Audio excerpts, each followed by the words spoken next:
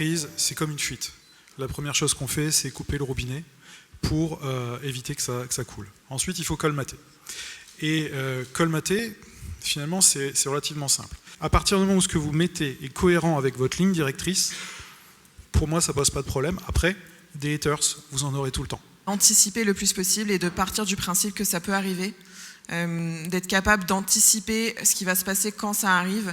Personne ne vit ça avec le plaisir, mais en fait on ne peut pas partir du principe que ça n'arrivera jamais.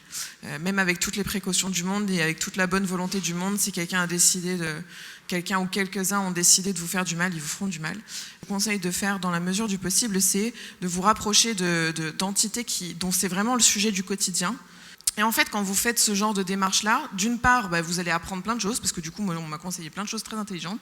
Et en plus de ça, c'est plus difficile derrière qu'on puisse vous attaquer, parce que vous allez pouvoir montrer que vous avez fait une bonne démarche et que vous vous êtes rapproché des personnes qui peuvent vous conseiller au mieux, et que vous n'avez pas, avec votre baguette magique, fait des actions qui vont se retourner contre vous derrière.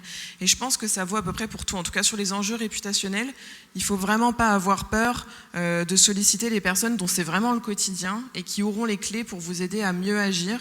Plus votre marque est exposée, plus vous allez avoir des attaques. Le domaine de l'osine explose. On n'en entendait pas parler, ou beaucoup moins chez les professionnels, qu'il y a 2 ans.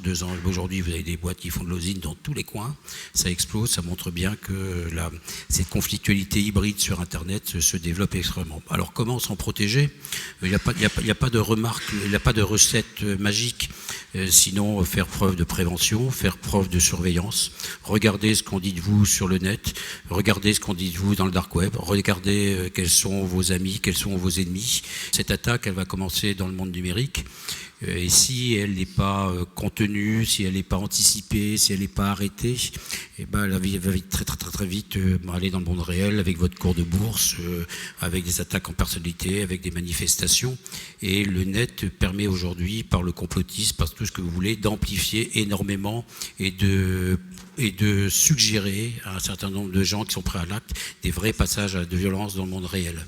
On est capable aujourd'hui non seulement de détecter en temps quasi réel l'émergence de ces narratifs, mais de suivre aussi en temps réel leur diffusion dans la société sur des bases segmentées à partir d'échantillons représentatifs. Donc effectivement, on dispose aujourd'hui d'outils qui peuvent être extrêmement réactifs dans l'observation et la surveillance du risque réputationnel. Les entreprises ne vont plus avoir le choix que de s'associer justement avec des ONG pour créer de la valeur, mais de la vraie valeur. Et pas juste une communication. Et pour créer cette valeur, c'est créer de l'engagement. Et cet engagement, c'est avec les ONG qu'on le crée.